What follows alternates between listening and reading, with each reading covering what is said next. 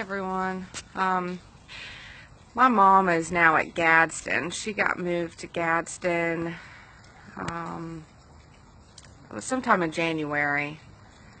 Her classification officer told her to put in for a good adjustment transfer since all of her family was so far away from Lowell, and they actually did it pretty quickly, which I'm surprised.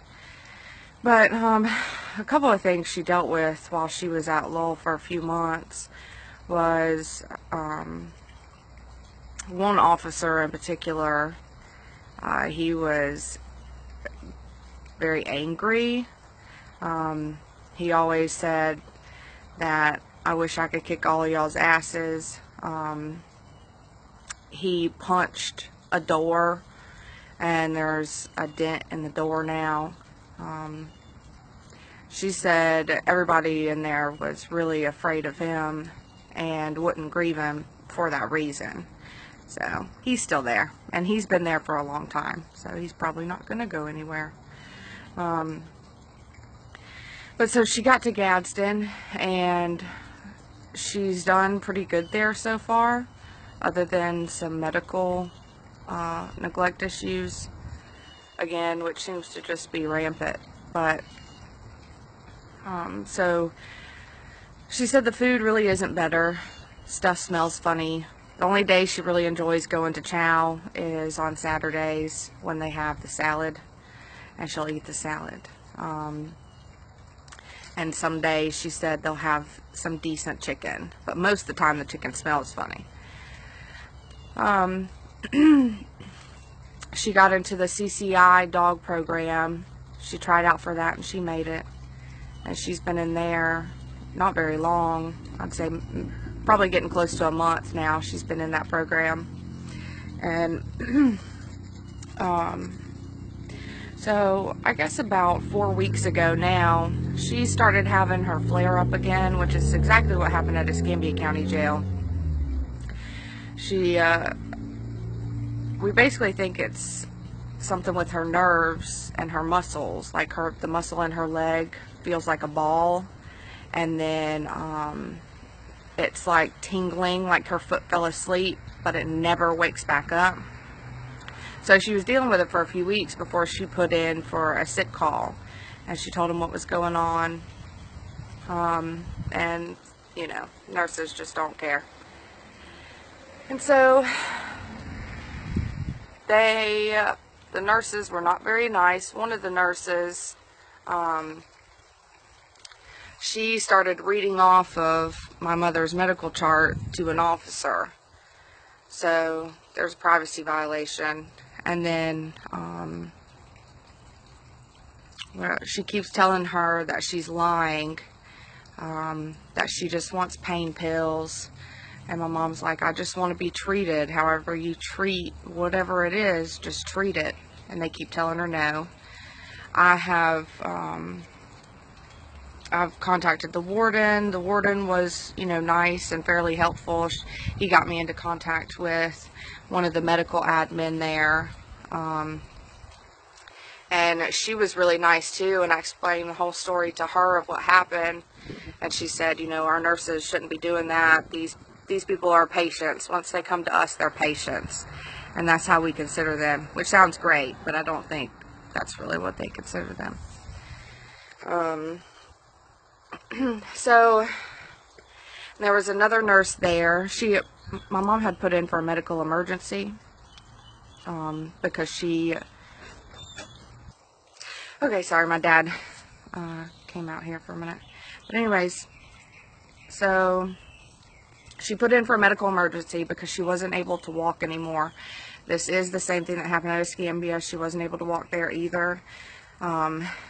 Basically, if she puts too much pressure on her leg, or really any at all, once it hits a certain point, she'll just fall over. She cannot put weight on it. So she put in for the medical emergency, and the nurse came in. It was the same nurse that violated her privacy rights, and Mom said she just looked at her like she wanted to kill her, and if looks could kill, my mom would not be here. So she comes in with the wheelchair and takes mom back to medical. So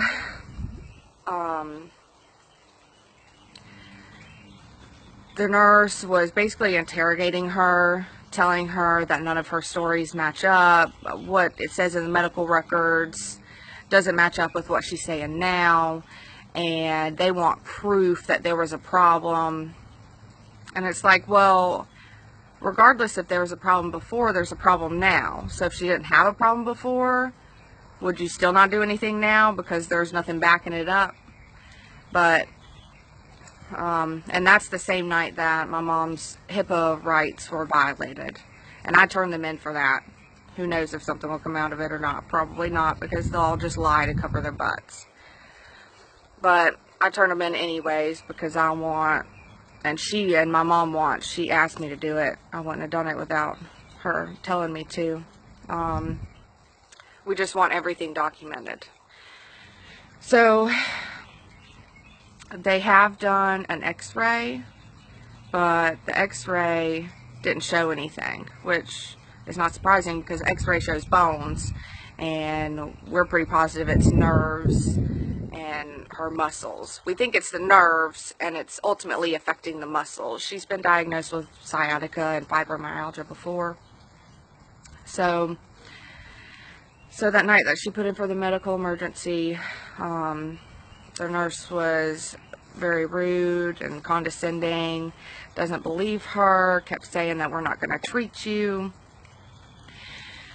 So after a couple hours of that she was in there, it was shift change for the new nurses to come in. So 2 new nurses came in, and one of them was this guy, and he came in yelling and cussing at her, saying, "You need to get the fuck out. There's nothing fucking wrong with you. You can crawl back. You can drag your leg back. I don't care. Just get the fuck out."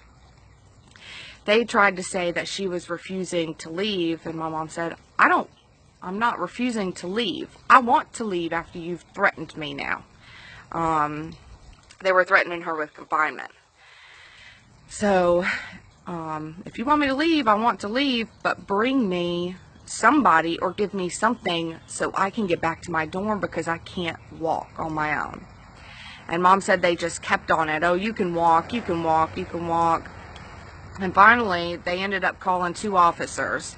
They told the 2 officers that she was refusing to leave and come get her and take her to confinement. And this was what I was trying to avoid, because I called them that night in between the first medical emergency and the second one. I called them up at Gadsden, and I talked to a sergeant. I'm not going to say anybody's name right now, but maybe later. But I talked to a sergeant. She was really nice, and she went into the dorm. She temporarily got mom moved to a bottom bunk because she was on a top, and obviously if she can't walk, there's no way in the world she's going to be able to get to a top bunk. So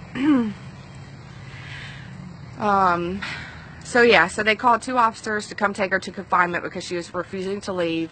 And luckily, one of the officers is one of the good ones, and they started walking out, and he asked what happened. He asked her side of the story, and she told him, and he said, "Well, don't worry about it. I'm just going to take you back to your dorm." So, and that's just luck that she got a good officer in there to come get her.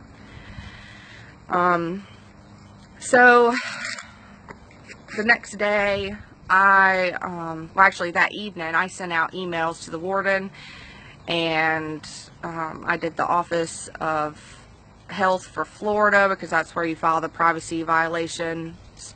And the warden got me in contact with a woman in the medical admin, and, you know, we talked. I was telling her what was going on, and she was nice, but she made a statement. She was like, "Well, if this is true," and it's just disheartening, because what would mom have to gain from any of this? She can lose her job. That program that she's in, the dog program, she's still in the probationary period. She can lose that, all because they won't treat her medically.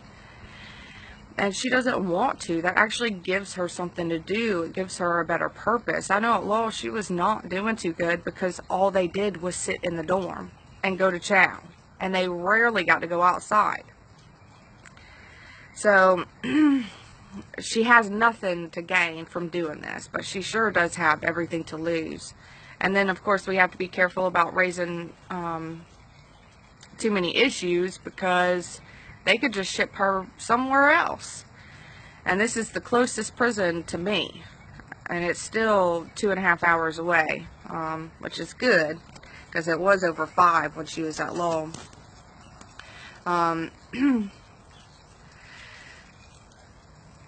So that's all the crap that we've been dealing with. I'm still dealing with it. They still don't want to treat her. She's starting to walk somewhat better, but unless they figure out the problem, it's just going to keep happening, because it happened at Escambia, and now it's happening again at Gadsden. So I don't know if they're going to do anything or not, but I ended up contacting Julie Jones yesterday, and I guess her assistant contacted me back saying they were going to look into it. I hope they do something, but I don't know. They probably won't. I just don't know what else to do. I mean, I'm offended as a taxpayer that I'm paying for abuse.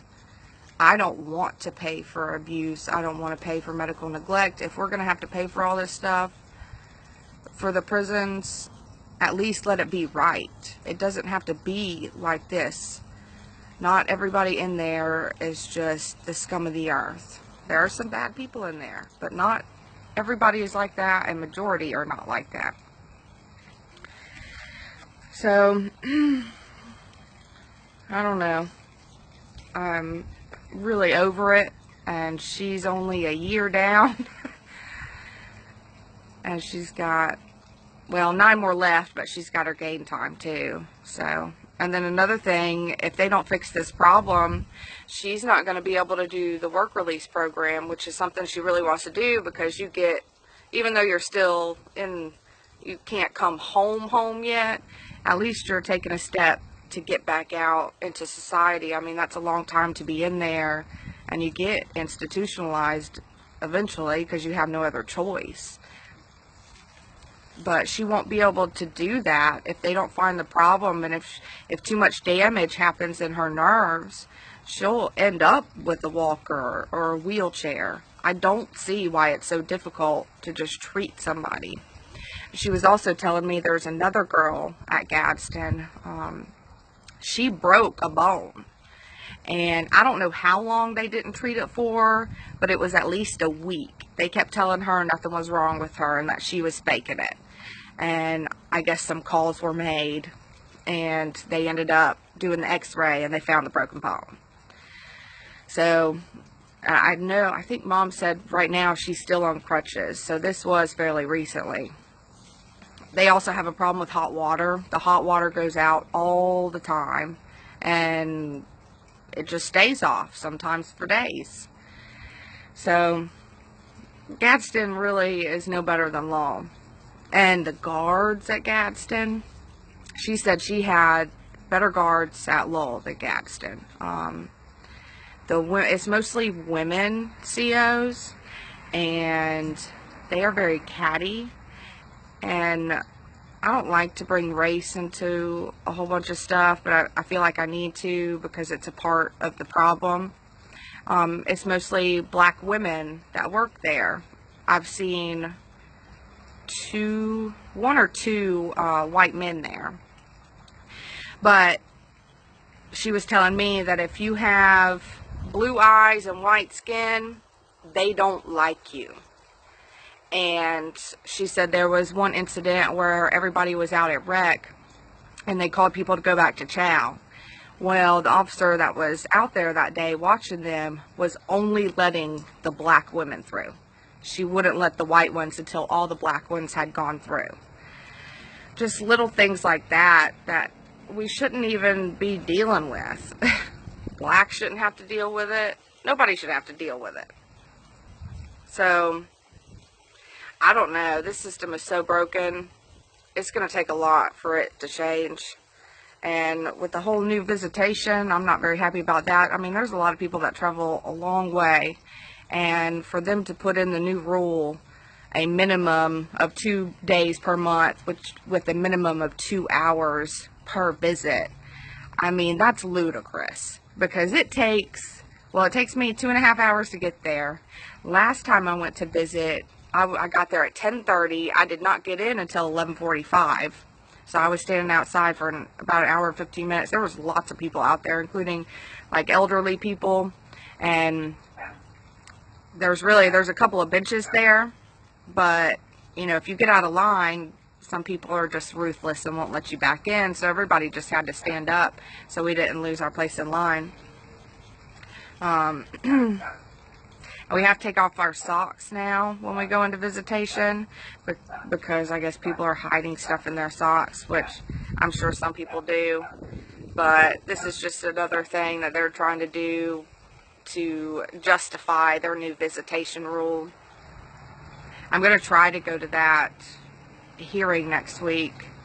I don't know yet. I got to figure out my work, because I work for myself.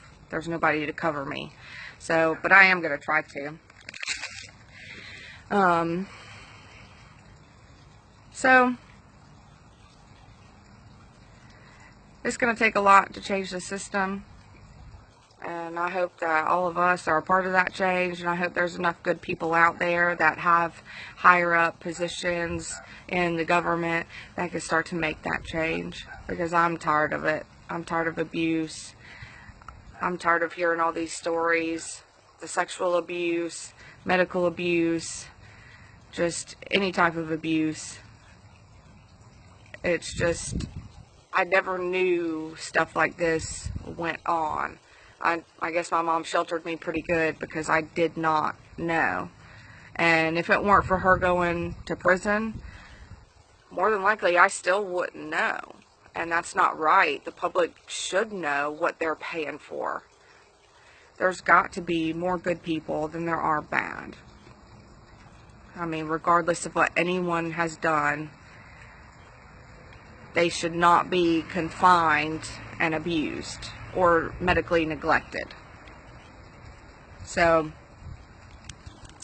but that's all I got for today. I haven't heard back from Julie Jones yet, or her assistant, about what they did, what they're gonna do, or if they're doing anything.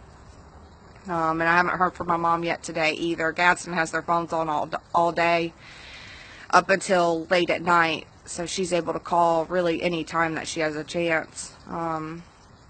So I don't know if they're looking at her today, because maybe Miss Jones's assistant called. I don't know. We'll see, and I'll do an updated story if there's ever an end to this. All right.